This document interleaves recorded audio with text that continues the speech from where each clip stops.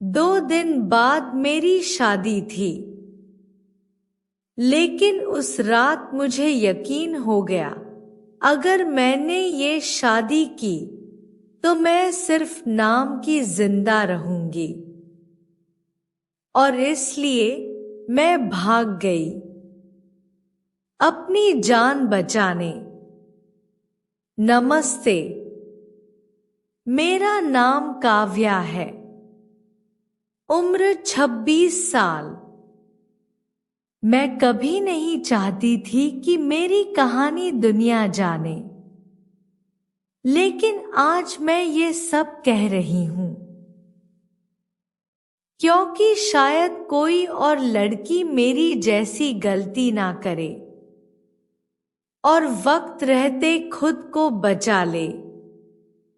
ये सिर्फ एक कहानी नहीं है, ये हिम्मत, धोखे और जिंदा बच निकलने की एक सच्ची लड़ाई है। मैं एक मिडिल क्लास घर की लड़की थी, पढ़ाई में ठीक थी, सपने बड़े नहीं थे, बस एक अच्छा पति, एक छोटा सा घर और थोड़ी सी इज्जत चाहिए थी। माँ बाप ने हमेशा साथ दिया, पर जैसे ही उम्र 25 पार हुई, रिश्तों की लाइन लगने लगी। पापा ने रिश्ता देखा, लड़का सरकारी नौकरी में था। सब बोले, लड़का सेट है, शादी कर लो। और मैंने मान लिया, क्योंकि हम जैसी लड़कियों के पास ज्यादा विकल्प नहीं होते। जिस दिन सगाई हुई, सब कुछ फिल्म जैसा लग रहा था। मैंने उसे पहली बार देखा, नाम था अर्जुन। ऊपर से शराफत की मूरत, लेकिन आंखों में कुछ खाली सा था। मैंने नजरअंदाज किया, क्योंकि हर लड़की बचपन से यही सिखाई जाती है। पति में कमियां नहीं ढूंढते, निभाते हैं। सगाई के बाद हमने बात करना शुरू किया, लेकिन अर्जुन का व्यवहार अजीब था। हर छोटी बात पर गुस्सा। तुमने क्या पहना? कहाँ जा रही हो? मेरी मर्जी के बिना बाहर क्यों निकली? उसने साफ कहा, मेरे घर में लड़कियां बाहर नहीं जाती, नौकरी की जरूरत नहीं है। मैं चुप रही, क्योंकि रिश्तेदार बोले, शादी के बाद सब ठीक हो जाता है। शादी से 2 दिन पहले उसकी कॉल आई। उसने कहा, अगर तुमने मेरी बात नहीं मानी तो मैं तुम्हें हाथ से ठीक करूंगा। मैं कांप गई। मैंने कहा, तुम मुझसे ऐसे बात कैसे कर सकते हो? तो उसने कहा, बीवी हो, गुलाम बनकर रहोगी। उस रात मुझे समझ आ गया, मैंने अगर चुप रहकर ये शादी कर ली तो मैं अपनी मौत खुद साइन कर रही हूं। आधी रात थी, मां सो रही थी। मैंने चुपचाप अपने जरूरी कागज लिए, एटीएम कार्ड, और बस निकल गई।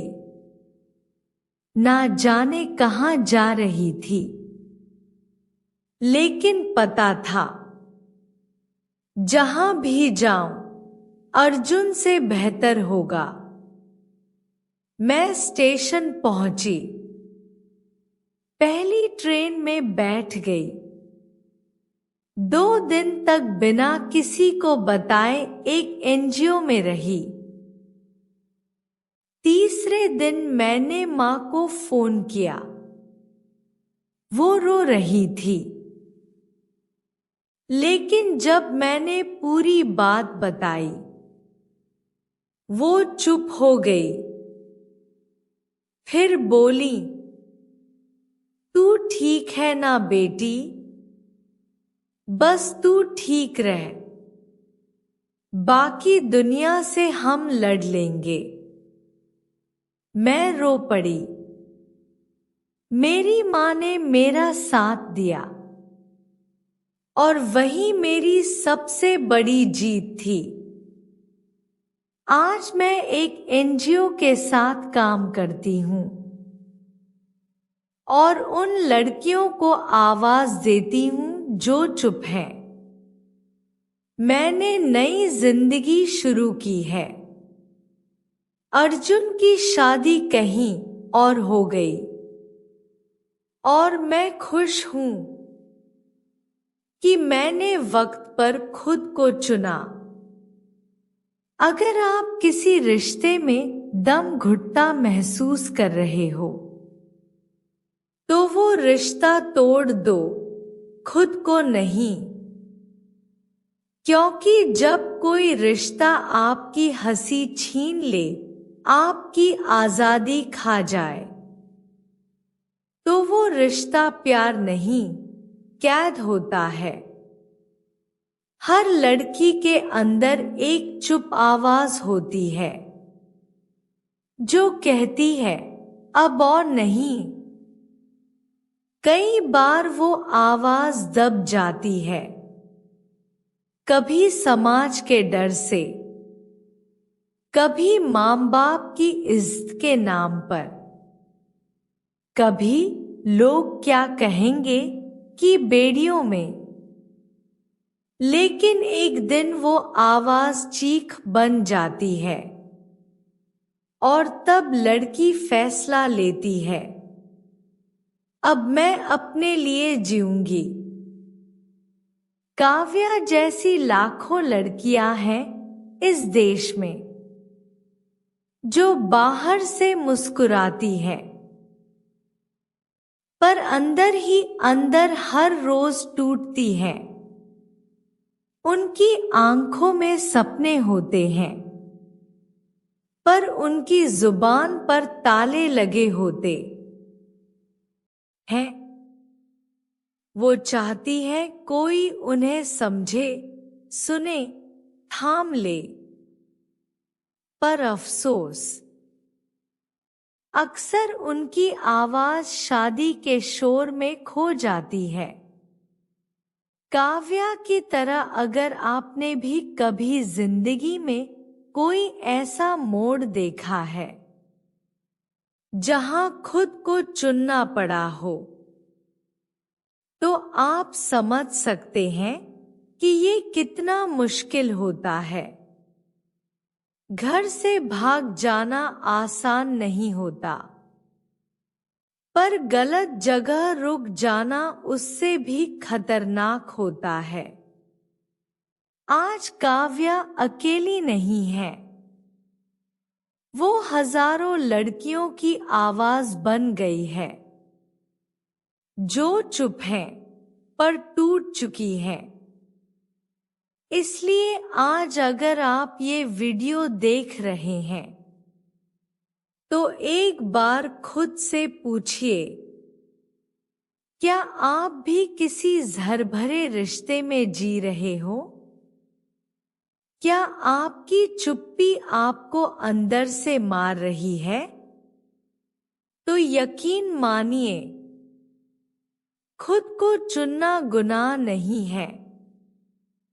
आपका जीवन, आपका निर्णय। और अगर आपके आसपास कोई काव्या जैसी लड़की है, तो उसका मजाक मत उड़ाइए। उसे भागी हुई कहकर मत देखिए, बल्कि सिर झुकाकर कहिए, तू बहादुर है। कभी कभी जिंदगी में हार नहीं, भाग जाना भी जीत होता है। जब वो भागना खुद को बचाने के लिए हो। अगर ये कहानी आपके दिल को छू गई हो तो कमेंट बॉक्स में एक बात जरूर लिखिए, ताकतवर बनो, गुलाम नहीं। आपका एक कमेंट किसी और लड़की को हिम्मत दे सकता है। आपका एक शेयर किसी की जान बचा सकता है। और अगर आप कभी किसी ऐसी लड़ाई से गुजरे हैं तो अपनी कहानी छिपाइए मत, बोलिए। शायद आपकी आवाज किसी काव्या तक पहुंच जाए। धन्यवाद। मैं काव्या हूं। मैं भागी नहीं, मैं बची हूं,